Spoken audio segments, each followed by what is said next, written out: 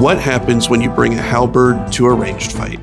Hey everyone, and welcome to the Planet OSRS Complete Guide to the Combat Achievement Facing JAD Head On, also called Melee Only Fight Caves.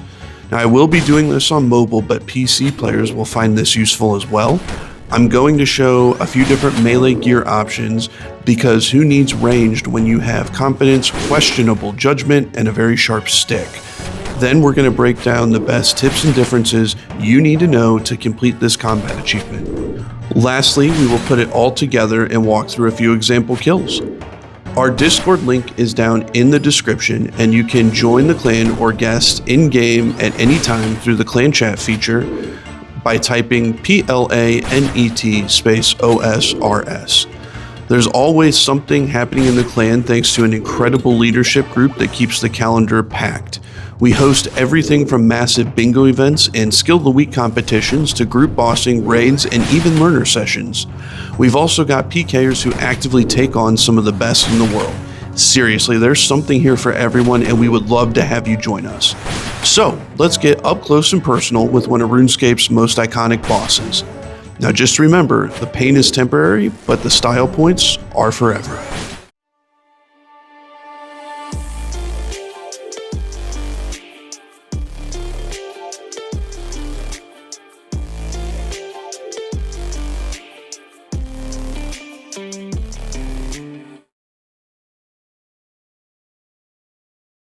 Okay, so this is what I would consider to be on the lower end side of gear that I would recommend taking to do this. So I'm going to bring a face guard, a fire cape, a torture, Rada's blessing, you can sub that out for any blessing, dragon halberd, Bandos chest plate, and Bandos legs, ferocious gloves, primordial boots, and a berserker ring. As far as the inventory goes, I'm bringing a spec weapon, a Ceridome Godsword, the bruise, and a super combat potion, and then restores. This is going to look similar to how it would if you were doing this for ranged. The only difference is we're subbing out one of the brews or restores for a spec weapon in your inventory and a ranging potion for a combat potion. As far as gear, you could sub out for Barrow's gloves if you needed to. The torture could be replaced with a fury. I would worry about you going too much lower than that for DPS reasons. You still want to have decent DPS here because the kill could drag on potentially. And the thing that did surprise me here is I had a lot of supplies left over. I feel like I really didn't do too bad on supplies, so you can tweak that as needed as well. And slash was definitely my best offensive mode, so I had my Halberd set to slash the whole time, but just double check that for yourself, but tweak as needed. But this is like on the lower side of things. Okay, so let's see what I'm taking for slightly better gear. Oathplate helmet, Infernal cape, Rancor, Rada's blessing, Noxious Halberd, Oathplate chest and legs, ferocious gloves, primordial boots, and a berserker ring. Obviously I'm going to have it set to slash, which I'll show you in a moment. As far as the inventory, I took a few less brews than I did last time because I didn't need it with bad gear, and I'm going to need even less with better gear. So, you know, that's all I did there. You can tweak as needed, like always. And then again, just making sure it's set to slash since this is slash armor. So let's now get into some of the tips and tricks that you need to know for this. It's a little bit different than doing it range. So the first thing is tagging and marking. I would recommend tagging the bats and the JAD healers. If you have to make it all the way to JAD and tag the healers and you die, that's still a win. Doing the prep work is super important. That's where challenges are won and lost is in the prep work, so don't feel bad. All right, the next topic is flinching the bats. So this is real simple. It's a little bit different with the Halberd because it's a 2-space weapon, but it's the same principle. You want to click on the bat, and then as soon as the animation starts of your character swinging the Halberd, click to run back and away from the bat. That will give you the attack, and then you should be running away before the bat's close enough to hit you, because obviously the bats take prayer points every single time they attack you. Trying to block the bats during the later waves is also a good move. Like if you can put a blob in between them and then hally them, that's a good method too, but I wanted to talk about flinching them here. Next, these big blobs anytime you hit any damage to them, they hit you for 1 HP, so just be mindful of that. I would also recommend that you're extremely comfortable doing fight caves ranged before you try to tackle this. It's a little bit different, and there's a few other things that are going on, so definitely be comfortable trying to range here first and getting the kill that way. I would not recommend trying to learn JAD with a Halberd. You can also click log out, and that will pause the run after the wave that you're currently on. You'll see in the chat box, it'll say that you can safely log out and then you can resume it whenever. Also, if you have the Karamja Elite Diaries complete, that will give you an extra life here. So if you die at any point during the encounter, you're respawn right back in the game and you have an extra life. That's once every 24 hours, so just be mindful of that. Equipping any magic staff or ranged bow at all will cause you to instantly fail this combat achievement. So only melee weapons, the Halberd works great, and the Saradomin Godsword was a lifesaver as a spec weapon. Neither of those will cause you to fail. And speaking of that spec weapon, you want to be very intentional and cognizant of what you're speccing in here. For example, it's not going to do you any good to run up and use your special attack on a major, because if you get, you might heal for 10 to 15 damage, but he's going to hit you for a 25 because you were in melee ranged. The mini blobs work great for special attacks. The rangers are lifesavers, as that's free HP and prayer points back to you. The big meleeers you want to be careful with, because if you're within melee range too long, they can get you, but they also can heal. I was dropping some big special attacks on the big meleeers, but again, I was running up and then running back the same way that I was with those bats. So just be mindful of that and just be really careful with that. While we're on the topic of special attacks, make sure if you're using the Saradomin Godsword that you have your best offensive boosting prayer enabled when you use your special attack, because that will give you the opportunity to do more damage, which means heal for more and recover more prayer points. The next topic is blocking monsters. So I fast forwarded the video here. This is a little bit further on in fight caves towards the end, in the mid 50s, when the waves start to get a little bit more hairy. You can see here, I like to hang out in the middle between the north wall and the west wall.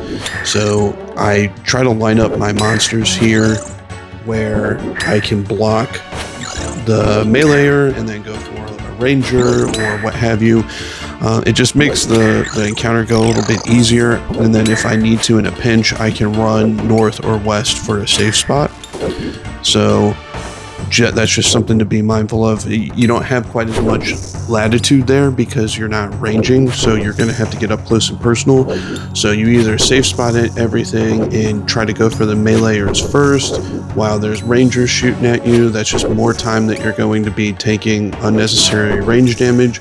Or if you just get out in the middle and kind of mix it up with them, you can block the meleeer with a blob, or whatever the case may be, even block it with a ranger. Take out the rangers first, then use the blobs to block the big meleeers, take out the big meleeers, and then just kind of go for the blobs after that. Obviously, you're still saving the mage for last, but it helps you solve the waves a little bit easier here. So again, I'm kind of working here on this blob right now. I've got the meleeer blocked. I'm over by a safe spot, but I'm trying to run over here to get to this ranger. Now the meleeer is in front, but again, I can still use the ranger to kind of block him here, and then move up, line up my halberd so I'm not running right up on the ranger and taking melee damage. Back up so I'm out of melee range, take out the ranger, and now I can use the big blob monster here to block for the big meleeer. I'm going to work on this blob here because he might hit me eventually, and then I can use the mini blobs to block for the meleeer. So that's just something that I wanted to kind of show you here.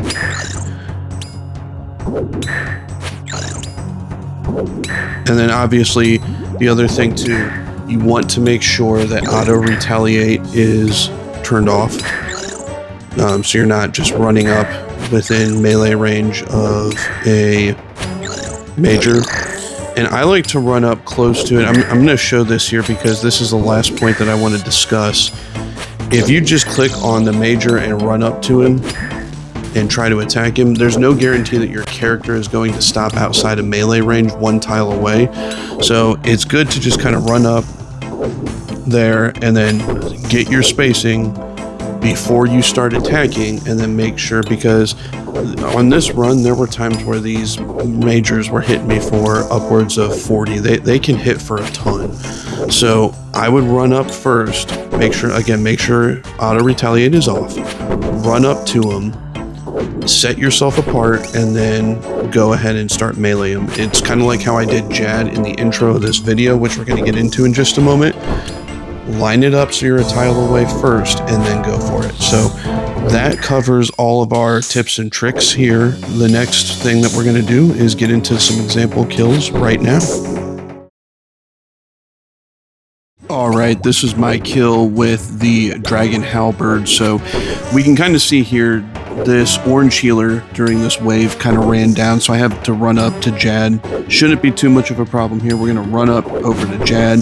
Now this kill takes a little bit of time because obviously we're using, you know, slightly worse gear. So I get up to JAD. Now look, I'm real careful here, just minding my prayers. I want to make sure that I'm taking my time, moving up, and I'm set up good, because if I run within melee range of him, this could be over. Now I do have the Karamja Elite Diary, so I would get to respawn, but I still need to be minding minding everything that's going on here. So now that I'm within a tile away, it's just the same way that it would go on a ranged run. All we're doing is just watching our prayers and everything else here. Just kind of waiting till his health drops down for the healers, which should be coming up here in a minute. Now I do make a mistake on this kill, which is totally fine. I'm going to show you how to recover from the mistake here. This is the kill. I featured this kill in a short on how to recover here at Fight Caves. So we're going to see if I ever get him down to half health. We'll see what happens when I make a mistake, because I am kind of slow on my prayer flicks here a little bit in a moment here. Once the healers start coming in, I'm trying to maneuver, and I'm trying to kind of, you know, be on top of it with the prayer flicks, but you know, it still happens. But this is also why you brew up at the end of the wave. Even if you have 99 HP, brew up to 115, get your defense up, sip that combat potion, because this is why you brew right here. In just a moment, I'm going to show you exactly why you brew. Now, as you can see right now, I am just getting lucky on these prayer flicks. I'm getting in at the last possible second, but I'm about to miss one completely here. Right now, he's going to throw a magic attack, and you're going to see me just completely miss it altogether. Look at that. Don't even flip the prayer. He left me with 2 HP. Now, I'm going to switch over from, you know, attack mode here, and I'm going right back into just healing up mode. There's no point in me attacking him because my stats are so depleted. I'm just trying to flick over, you know, one click over on my inventory. My eyes go straight back to JAD, so I'm watching what he's going to throw. I heal up, hit the restore, and now that I have all the healers aggroed, it's just right back on to JAD here. That's all you have to do. If you get caught like that, or if you're trying to aggro the healers, do one action, put your eyes back on JAD, or make sure that you can see him out of the corner of your eye. I go for his visual cue, so when he rears up in the air and stays there, I know it's a magic attack. When he stomps, I know it's a ranged attack. But you have the time, just don't panic and go for it here, and that's all there is to it. You know, nerves of steel. If you mess up, the fight's not over. So that's it with the Dragon Halberd and Bandos. Let's see how I fared with the Oathplate and the Noxious Halberd next. This is the kill with the Noxious Halberd, Oathplate, Rancor, and obviously Rhonda's Blessing, Ferocious Gloves, and Infernal Cape. So I have some thoughts here. I've never actually done Fight Caves with Oathplate and the Noxious Halberd. Since I've had both, I've always been meaning to do it, but I've never really done it until the creation of this guide here. It was a lot of fun. Melee only Fight Caves is a lot of fun to break up the mundane here, and it was a ton of fun to take the Oathplate in. When I got this achievement originally, I had Bandos and a Dragon Halberd. I didn't have a Saradomin Godsword as my spec weapon. I didn't mess with the crystal halberd or anything too fancy. I just went in here with the gear that I had for the first kill, and then I showed you back in the gear and inventory, and just kind of went for it, and it worked great. This, however, was a blast. It was a ton of fun. I'm still hunting the JAD pet, so this might break up some of the mundane runs with ranged and everything. I'm probably going to be doing this a little bit more often because I really want that JAD pet. Didn't get it on either kill for this guide, but that's okay. So here's JAD. I didn't really have too far to run this time. You can see me again just kind of minding my business there, kind of cautious as I approach JAD, because you don't want to accidentally run within melee range and ruin a kill, even if you have the Karamja Elites. Never very good. And you can see we're already here within healer time. I don't have the healers tagged. I got lucky there, running within melee range of him for a split second. I never bothered to tag the healers because I could see them. Okay, I thought about it there for a second. I thought against it. So I'm going to just aggro the healers. Again, one action, eyes back onto JAD. Super easy. I'm a little bit quicker with my prayer flicks this time. I have him aggroed. I'm going to run over here and finish him off. And that's really all there is to it. Even with better gear, this goes a lot easier. So I hope you found this guide helpful. Huge thanks to everybody in the clan, the admins, the subscribers, everybody leaving comments, positives, negatives. I appreciate you, and I'll see you on the next one. Take care, everybody.